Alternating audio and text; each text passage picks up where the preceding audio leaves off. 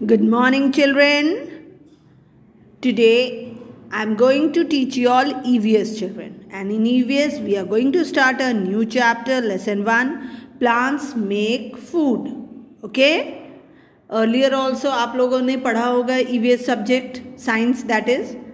तो बहुत सारे चैप्टर्स जो आपने पहले भी पढ़े हैं उन्हीं के एडवांस्ड चैप्टर्स या फिर कुछ और भी आप कह सकते हैं एक्स्ट्रा नॉलेज आपको इस पर्टिकुलर सब्जेक्ट में और स्टैंडर्ड 4th में गेन करेंगे आप लोग. Okay, so in this particular chapter what all things we are going to read like what are the functions of a leaf. Chapter क्या है? Plants make food. तो क्या आपको पता है कि प्लांट्स जो है वो अपना फूड कैसे प्रिपेयर करता है, कहाँ प्रिपेयर करता है? लाइक ह्यूमन बींग्स, हम ह्यूमन बींग्स अपना फूड कहाँ प्रिपेयर करते हैं? ऑब्वियसली किचन में. मम्मी खाना कहाँ बनाती है? किचन में ना. तो हमारा फूड जो है वो किचन में प्रिपेयर होता है. और वो किस तरह से प्रिपेयर होता है?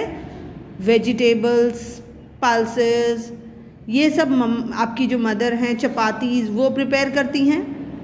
तो उसके लिए कुछ इंग्रेडिएंट्स की भी ज़रूरत पड़ती होगी ज़रूर से, जो आप मार्केट से अवेलेबल करवाते हो.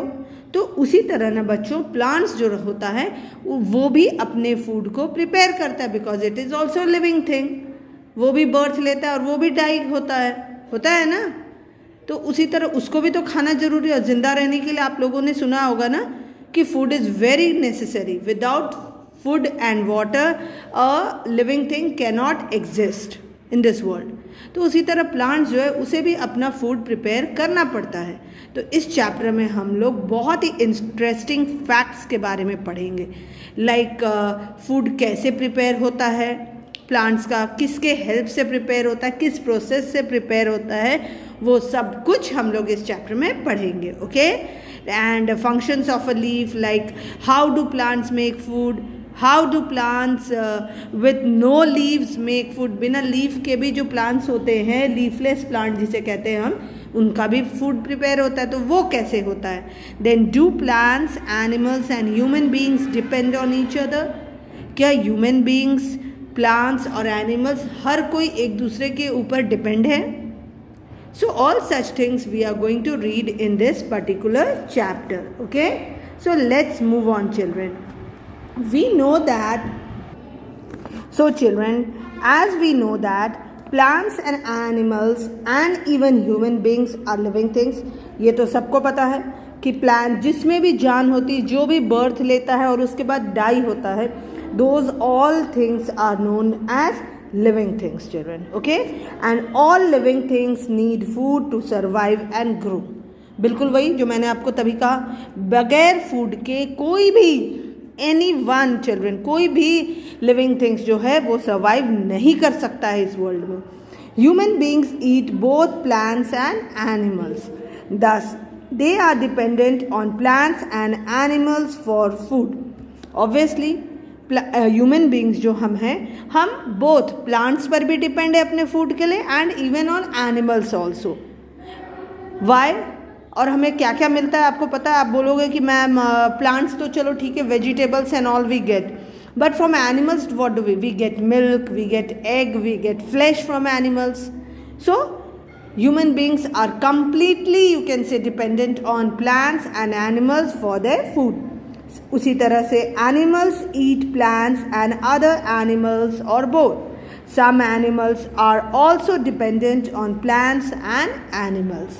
So animals जो हैं वो भी plants को भी खाते हैं, खाकर अपना पेट भरते हैं, एंड उसके साथ साथ अदर फ्लैश को भी खाते हैं, लाइक अदर एनिमल्स को भी ईट करके अपने आप को सेटिस्फाई करते हैं. So animals are also dependent on other animals. Okay, so हर कोई, ह्यूमन बींग्स भी डिपेंड है प्लांट्स पे, एनिमल्स पे, एंड इवन प्लांट्स जो हैं वो भी डिपेंड है. Okay, and even animals also children, animals भी डिपेंड है प्लांट्स पे फॉर देयर सर्वाइवल, अपने फूड के लिए. And even you can say animals human beings पर भी डिपेंड है. You might have heard and you might have seen also, जो फ्लैश ईटिंग एनिमल्स होते हैं ना, वो क्या होते हैं? What do they have? They have flesh and sometimes they eat human beings flesh also. ये आपने देखा होगा ना ह्यूमन बींग्स के. So children, similarly animals eat plants, other animals or both, and so animals are also dependent on plants and other animals children.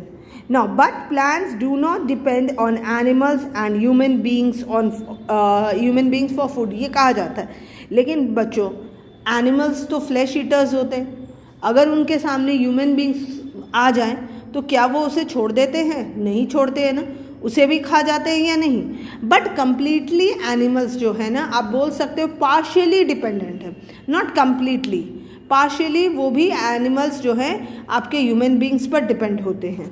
They make their own food. This unique ability makes plants different from other living things. It is because of this ability of plants that life exists on the earth. Otherwise, all living things would have eaten up each other by now. So, God ने ऐसे ही बनाया है life cycle हमारी, या फिर हमारी food cycle you can से, बिल्कुल इसी तरह से प्रिपेयर की है कि अगर हम एक दूसरे पर डिपेंड ना होते, मान लीजिए for example I am saying, अगर हम एक दूसरे पर डिपेंड नहीं होते देन व्हाट वुड हैपन. आपको इतनी ज़्यादा पॉपुलेशन मिलती इस अर्थ पे, सब तरफ एनिमल्स ही एनिमल्स दिखते, प्लांट्स ही प्लांट्स रहते हैं, ह्यूमन बींग्स ही रहते हैं, तो it would be very difficult for everyone to exist in this world. Animals भी लिमिटेड होने चाहिए क्योंकि अर्थ की स्पेस तो फिक्स्ड है कि इतना ही बड़ा अर्थ है. तो उसमें भगवान ने एक बैलेंस बनाने के लिए कि ह्यूमन बींग्स जो हैं वो प्लांट्स पर डिपेंड हो, कि जो एक्स्ट्रा प्लांट्स हैं वो उन्हें इनटेक कर सके, कंज्यूम कर सके, एंड एनिमल्स को भी भगवान ने एक बैलेंस बना कर रखा है कि हर कोई एक दूसरे पर जो डिपेंड होता है ना, तो जितना कंजम्पशन ज़रूरत है उनको भी तो फिनिश होना है ना, बैलेंस को मेंटेन करना है ना. अगर ज़रूरत से ज़्यादा एनिमल्स हो जाएंगे तो ऑब्वियसली फॉरेस्ट उनके लिए कम पड़ेगा, तो वो बाहर आकर जहाँ ह्यूमन बींग्स एग्जिस्ट करते वहाँ रहेंगे. तो क्या एनिमल्स जो है वाइल्ड एनिमल्स के साथ ह्यूमन बींग्स एग्जिस्ट कर सकते हैं? I don't think so. It is impossible. Human beings animals के साथ कभी एग्जिस्ट नहीं कर सकते हैं, and neither animals can exist with human beings, बिल्कुल भी नहीं चांस है. और अगर मान लीजिए प्लांट्स, आप कहते हैं बच्चों, अगर हर जगह सिर्फ और सिर्फ प्लांट्स ही आपको दिखेगा तो इतनी ज़्यादा प्लांट्स रहेगी तो ह्यूमन बींग्स को सर्वाइव करने के लिए एक हाउस चाहिए शेल्टर के लिए, तो वो घर कहाँ बनाएंगे? दैट इज़ वाई आज के डेट में आप सुन रहे होगे ना ग्लोबल वार्मिंग, ये वर्ड आपने सुना होगा ना. तो क्या हो रहा है ग्लोबल वार्मिंग में? Earth is getting heated up, plants जो है वो कम होते जा रहे हैं, ह्यूमन बींग्स की पॉपुलेशन बहुत हाई होते जा रही, इंक्रीज़ होते जा रही. तो अगर पॉपुलेशन इंक्रीज़ हो रही ह्यूमन बींग्स की तो they need house for shelter. तो वो क्या कर रहे हैं? वो प्लांट्स को cutting down of deforestation follow कर रहे हैं, प्लांट्स को कट करके अपने अपने घर बना ले रहे हैं. तो हमें ऑक्सीजन की कमी हो रही, फ्रेश एयर की लेवल ऑफ ऑक्सीजन जो अर्थ पर है ना वो कम होते जा रहा है, डिक्रीज़ करते जा रहा है, जिसके वजह से इतनी ज़्यादा पोल्यूशन हो गई है कि हमें आज के डेट में आप कह सकते हो ऐसी बहुत सारी डिजीज़ेस हैं which are being caused due to lack of oxygen and polluted air. Isn't it? Pollution इतनी ज़्यादा फैल गई. That is why it is said afforestation को अपलिफ्टमेंट देना बहुत ज़रूरी है. तो ये जो बैलेंस है ना, गॉड इसे मेंटेन इसीलिए करती है और हर किसी को एक दूसरे पर डिपेंड रखी ताकि ये जो बैलेंस है ये मेंटेन हो सके. Okay, so in this chapter we will study how plants make their food. हम लोग इस चैप्टर में और क्या पढ़ने वाले हैं अब कि प्लांट्स जो हैं वो अपने फूड को कैसे प्रिपेयर करते हैं. Okay, now leaf the food producer. Leaf जो है वो फूड प्रोड्यूसर का काम करता है for the plant, her plant का. लाइक मैंने आपको तभी कहा था ना, आपके घर में फूड कौन प्रोड्यूस करता है, फूड कौन बनाता है? फूड फैक्ट्री आपकी कहाँ होती है? घर पे, किचन. योर मदर और some elderly people prepares the food for you in the kitchen. तो उसी तरह जो ट्री होता है कोई भी या कोई भी प्लांट होता है उसका फूड फैक्ट्री कहाँ होता है, उसके फूड को कौन प्रिपेयर करता है? तो लीफ बच्चों. Clear? Now in a plant the process of making food takes place in its leaves children. That is why leaves are also called the food factory of plants. That is the reason, यही कारण है कि leaf को हम लोग कहते हैं food factory of plants. Okay, Now you already know that different plants have leaves of different shapes and sizes. ये आपने देखा होगा कि जो प्लांट्स होते हैं ना उसके जो लीव्स होते हैं वो भी क्या हर प्लांट की जो लीफ होती है वो बिल्कुल सिमिलर होती है? नो वे, ऐसा हो ही नहीं सकता। हर प्लांट की लीफ सिमिलर हो सकती है, समवॉट थोड़ा बहुत मिलती जुलती हो सकती है, but not exactly children. Her leaf जो है ना, हर प्लांट का लीफ जो है it is different from each other. Her plant एक दूसरे से डिफर करता है। Okay, now first is people. People leaf देखिए, आपने देखा होगा आपके आसपास, घर के आसपास भी आपने पीपल ट्री देखा होगा ना, तो उसकी लीफ बिल्कुल ऐसे ही दिखती है बच्चों। Next is rose. Rose plant की लीफ देखिए, it is completely different from each other. Peepal का लीफ और रोज का लीफ क्या सिमिलर है? No way. उसी तरह पाइन का लीव्स देखिए डिफर है, banana leaf is different, mint जो होता है पुदीना जिसे कहते हैं हम हिंदी में, उसकी लीव्स हर प्लांट की लीफ एक दूसरे से डिफर होती है। लाइक वी ह्यूमन बींग्स, क्या हम हर कोई जो है एक दूसरे की तरह दिखते हैं? बिल्कुल नहीं दिखते हैं। अगर बॉयज़ भी हैं तो different kind of faces you have, girls जो हैं उनके डिफरेंट काइंड्स ऑफ फेसेस होती हैं। अब बोलोगे कि हम लोग ब्रदर्स एंड सिस्टर्स हैं, फिर भी अगर ब्रदर्स एंड सिस्टर्स हो तो थोड़ा बहुत सिमिलैरिटी होगी, not completely. Okay, now next which we are going to read the topic is structure of a leaf. Leaf के स्ट्रक्चर के बारे में हम लोग पहले पढ़ेंगे। Okay, observe a leaf carefully. You see the leaf attached to the stem of a plant with a very thin stick-like part called the leaf stalk or petiole, children. Okay?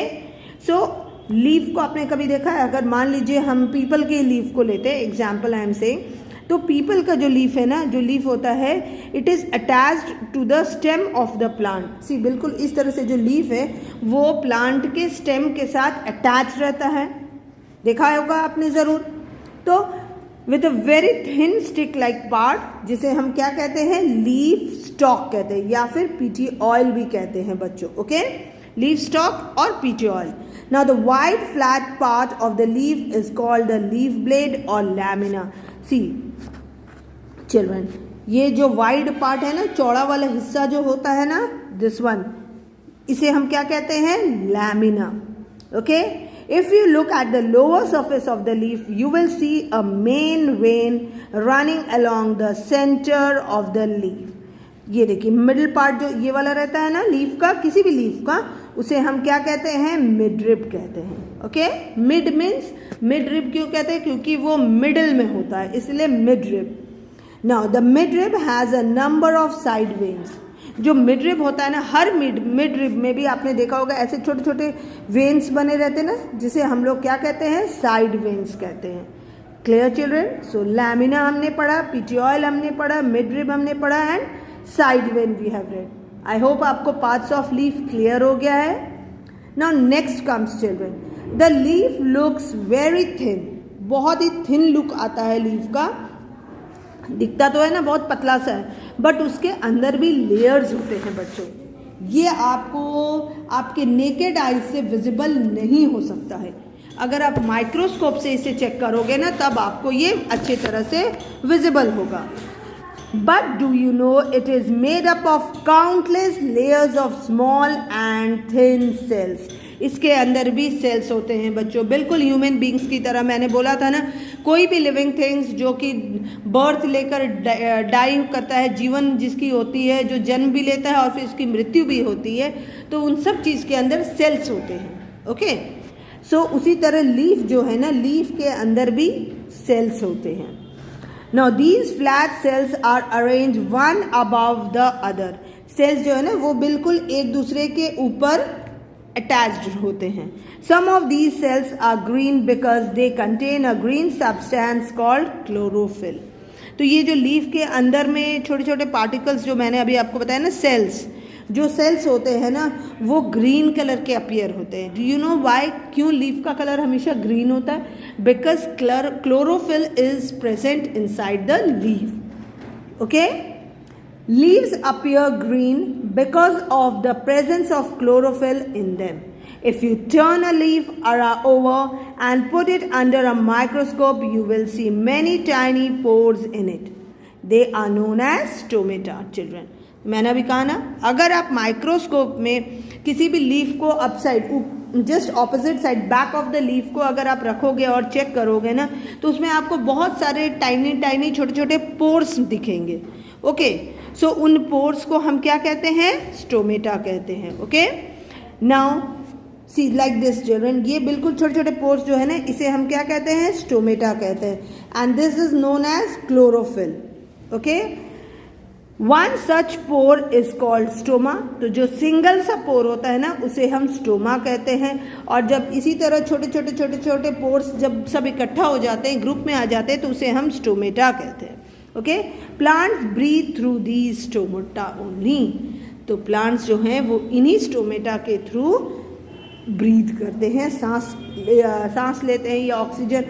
आपको पता होगा एक बात और कि ह्यूमन बींग्स एग्जिस्ट करते हैं with the help of oxygen and they gives out carbon dioxide. But it is completely different in the plant section children. Plants जो है वो कार्बन डाइऑक्साइड से एग्जिस्ट करते हैं and they gives out oxygen.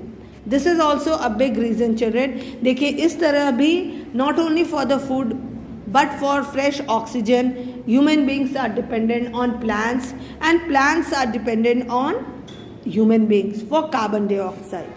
Clear? Now next comes functions of leaf children. Leaf के क्या क्या functions होते हैं वो हम लोग अब पढ़ेंगे.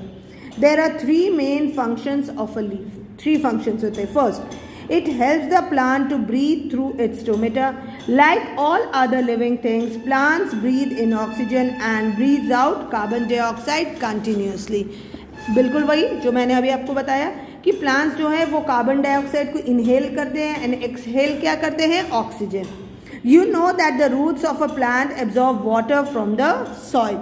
रूट्स जो होता है ना किसी भी प्लांट का, उसका क्या काम होता है कि वाटर को एब्जॉर्व करना. कहाँ से? सॉइल में से. Sometimes they absorb extra water. Plants release this extra water into the air through stomata. कभी कभी ऐसा होता है ना कि जब हम प्लांट्स में वाटरिंग करते हैं तो हम ज़रूरत से ज़्यादा वाटर डाल देते हैं और हमें ऐसा लगता है ना कि चलो ज़्यादा पानी डाल देंगे तो ये प्लांट ज़्यादा ग्रो करेगा, जल्दी ग्रो करेगा, बहुत ज़्यादा फ्रूट्स बियर करेगा. It's not like that children. कभी भी ओवरडोज किसी को भी फ्रूटफुल नहीं होता. तो जब ओवर हो जाता है ना, उसके पास पानी एक्स्ट्रा हो जाता है, तो वो क्या करता है? थ्रू स्टोमेटा वो वाटर को बाहर निकालता है. It is called transpiration. तो ये जो प्रोसेस है ना कि वाटर जो उसके रूट्स में एक्स्ट्रा आ गया और वो स्टोमेटा के हेल्प से बाहर निकालता है, उस पर्टिकुलर प्रोसेस को हम लोग क्या कहते हैं? Transpiration.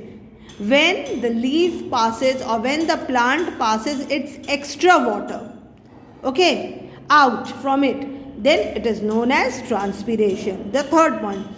But the most important function of a leaf is to make food for plant. सबसे important काम होता है लीफ का food prepare करना. Now green leaves make food in the presence of air, water and sunlight. कोई भी green leaf जो है ना फूड प्रिपेयर करता है हमेशा एयर, वाटर और सनलाइट के प्रेजेंस में. अगर ये तीनों में से कोई भी एक चीज़ नहीं मिलता है तो it is not able to prepare its food. Now this process it is called as photosynthesis. तो ये जो प्रोसेस है ना फूड प्रिपरेशन का जो प्रोसेस होता है किसी भी लीफ का, उसे हम क्या कहते हैं? Photosynthesis. Children, clear to you all? Thank you.